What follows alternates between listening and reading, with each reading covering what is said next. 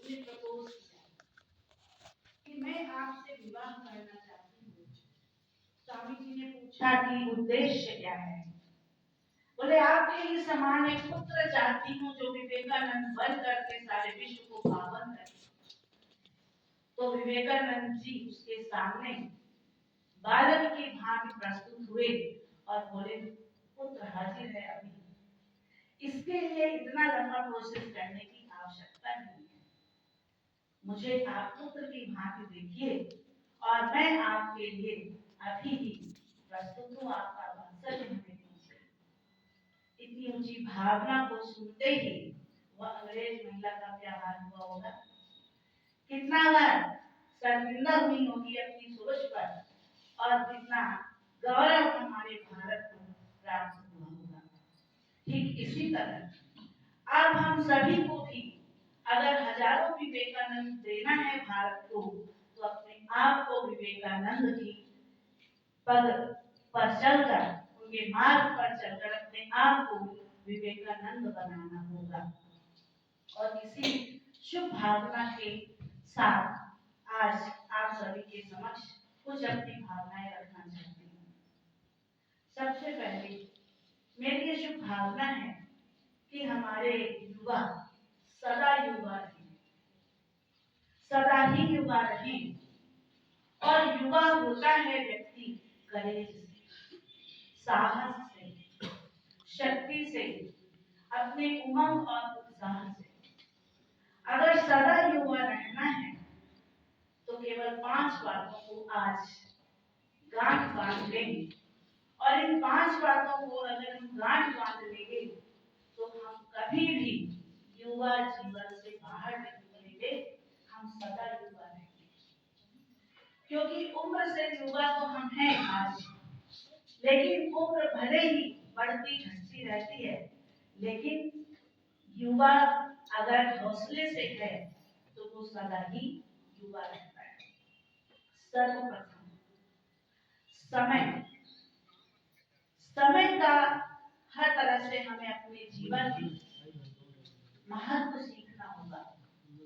प्रातः से लेकर रात्रि तक की जो अनुशासन है, जो दिनचर्या है, वह हमें किसी महान प्रगति की ओर, किसी श्रेष्ठ लक्ष्य की ओर तीव्रता से ले जाती है। अगर हमें स्वामी विवेकानंद जी के पद चिन्हों पर चलना है तो सबसे पहले समय को मैनेज करना हमें सीखना होगा। जल्दी उठना, जल्दी सोना, यह हमको बचपन से सिखाया जाता है। लेकिन अनेक प्रकार की जो हमारे जीवन में कुछ विकार आ जाते हैं, इसके कारण से हमारा जीवन का जो अमूल्य समय है वो नष्ट होता रहता है।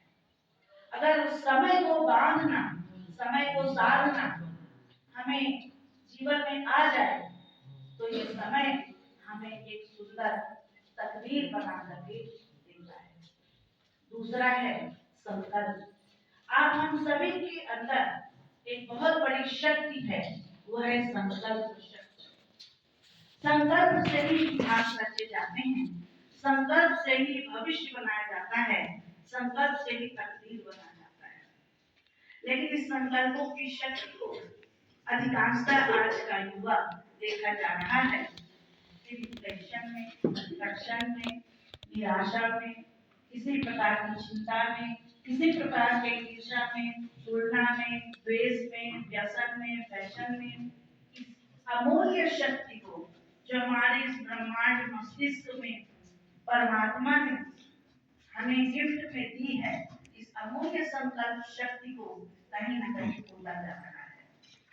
इस संकल्प शक्ति से आप जो चाहे वह कर सकते हैं। इस संकल्प शक्ति को अगर हम व्यर्थ जाने से बचाएं, अर्थात नकारात्मक होने से बचाएं, मेडिटेशन के द्वारा, ध्यान के द्वारा, मन की एकाग्रता के द्वारा इस संकल्प शक्ति का संचय करें और जितना सकारात्मक संकल्पों का हम क्रिएट करें उन संकल्पों को, तो हमारा जीवन कुछ कर गुजरने के लिए होगा, मिसाल के लिए होगा, प्रेरणा के ऊपर। तीसरी शक्ति है स्वास्थ्य की शक्ति, शरीर का स्वास्थ्य, मन का स्वास्थ्य और हमारे समाज का स्वास्थ्य हमारे ऊपर निर्भर है। अगर हम शरीर को स्वस्थ रखना चाहते हैं तो शरीर क्या मांगता है? शरीर परिश्रम मांगता है, शरीर अनुशासन मांगता है, शरीर हमसे हर तरह से संतुलित जीवन शैली मांगता है। हम शरीर के बारे में ज्यादा व्याख्या नहीं करते, आप सभी जानते हैं, सभी करते होंगे एक्सरसाइज, संतुलित भोजन, लेकिन शरीर के स्वास्थ्य को अगर हम तो हम क्या कर पाएंगे? जीवन में किस उद्देश्यों की प्राप्ति कर पाएंगे? इसलिए स्वास्थ्य एक बहुत बड़ी ताकत है, एक बहुत बड़ी शक्ति है। हमें स्वस्थ रहने की कला आनी चाहिए। अगर हमारा युवा काल में ही व्याधियों के, आलस्य या किसी प्रकार के व्यसन के अस्वस्थता में आ जाता है तो हम किस लक्ष्य की उम्मीद से कर पाएंगे? प्यारे मित्रों, हमें स्वस्थ रहना सीखना है, स्वस्थ रहने की कला आनी चाहिए और स्वस्थ रहकर ही हम अपने लक्ष्य तक पहुंच सकते हैं। मन का स्वास्थ्य, हमारे व्यवहार का स्वास्थ्य कितना सकारात्मक होना चाहिए, इसकी शक्ति को हम पहचानें और अपने जीवन में दृढ़ संकल्प करें कि हम तन का, मन का, समाज के स्वास्थ्य का पूर्णतः ध्यान रखें। चौथी बात है संबंध। आज संबंधों में अनुमान आ गया है, शक आ गया है, संशय आ गया है, ईर्ष्या आ गया है, झूठ आ गया है, अंदर कुछ और बाहर कुछ आ गया है, रिश्ते टूट रहे हैं। परिवार के सदस्यों का, रिश्तों का जो मोल था, किसी जमाने में जो भाव था, वो धीरे धीरे कम होता जा रहा है या समाप्त होता जा रहा है। ये क्या है? अगर हम बहुत ऊंचा लक्ष्य रख करके चलना चाहते हैं तो हमें संबंधों की शक्ति को समझना होगा। आज इंसान सामाजिक प्राणी है, उसे एक संबंध की आवश्यकता होती है जो ये कह सके कि हम आपके लिए हैं, आप हमारे लिए हैं। लेकिन ये तब होगा जब हम भी अपनी ओर से संबंध को निभाना जानते होंगे, संबंधों का मूल्य जानते होंगे, उन्हें अंतःकरण से भाव देना जानते होंगे, तो संबंधों की ताकत आपको लक्ष्य तक पहुंचा कर रहेगी। और पांचवी शक्ति है आध्यात्मिकता की शक्ति। मैंने आध्यात्मिकता की शक्ति को अंत में इसलिए लिया है कि हम सभी इन सभी बातों को तभी पूर्ण कर पाएंगे जब आध्यात्मिकता की हम अलग अपने भीतर लगाएंगे। आध्यात्मिकता क्या है? बहुत सरल भाषा में आप हम सभी देह नहीं आत्मा है कि नहीं जी? क्योंकि शरीर के बारे में हम सभी जानते हैं कि नश्वर है, लेकिन इस शरीर का जो भी कार्य है वो एक चैतन्य शक्ति, आध्यात्मिक शक्ति आत्मा का नाम है। और आत्मा को अगर प्रकाश चाहिए, आत्मा को अगर ऊर्जा चाहिए, आत्मा को वरदान चाहिए, आत्मा को ब्लेसिंग चाहिए, शक्ति चाहिए, तो वो मिलती है सर्वशक्तिमान के सर्वोच्च स्रोत से। वह परम स्रोत जो हम आत्मा को ऊर्जावान बनाता है, उससे कनेक्ट होना, उससे अपनी मन के तार को जोड़ना, ये बहुत बड़ी कला है। मित्रों, इस कला को अच्छी तरह से स्वामी विवेकानंद जी जानते थे और उनके अंदर वह आध्यात्मिक ऊर्जा थी, वह आध्यात्मिक ऊर्जा उनके अंदर प्रवेश हो गई थी कि आप सभी आज तक उन्हें याद करते हैं प्रेरणा के रूप में और सारी दुनिया उनका लोहा मानती है।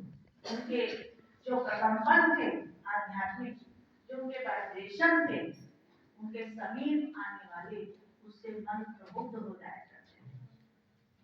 ऐसे आध्यात्मिक अभ्यास आप हम सभी को करना बहुत आवश्यक है। इन पांचों बातों को मैं संक्षिप्त में यहाँ पर ले रही हूँ, क्योंकि अन्य सभी अभी यहाँ पर महानुभाव वक्तागण बैठे हुए हैं, बहुत ही संक्षिप्त में हमने लिया है।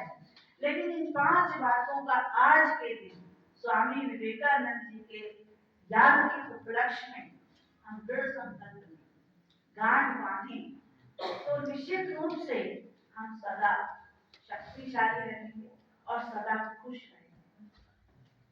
क्योंकि जब हम सदा खुश रहेंगे तो हम सदा युवा रहेंगे। जो सदा खुश रहता है वो युवा है, जो निडर है वो युवा है, जो योगी है वो युवा है, जो निर्भय है वह युवा है, जो शांति दूत है वह युवा है। जब इन शक्तियों का हम अपने जीवन में मैनेजमेंट कर लेते हैं, हर तरह से इन्हें साध लेते हैं, तो हमारा जीवन एक प्रेरक बन जाता है। और आज हम सभी विवेकानंद जी के पीछे इस सैलाब की तरह उमड़कर इस देश को, न सिर्फ इस देश को लेकिन सारे विश्व को हम एक सुंदर वातावरण दे सकते हैं। फिर वह दिन दूर नहीं जो हमारे युवा भारत के द्वारा इस विश्व में स्वर्ग की स्थापना हो सकती है, जिसे हम सतयुग कहते हैं।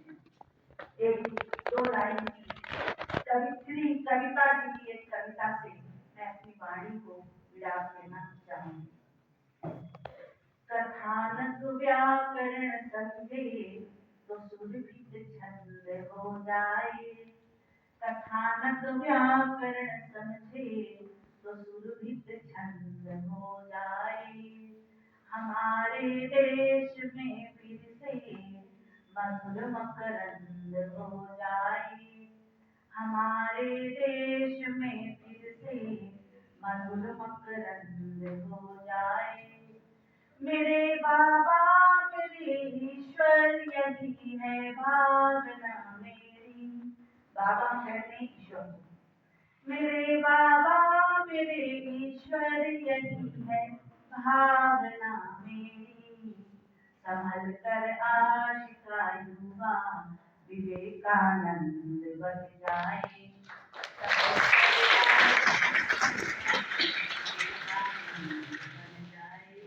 उठो जागो हे युवा, अपनी शक्तियों को पहचानो। ओम शांति।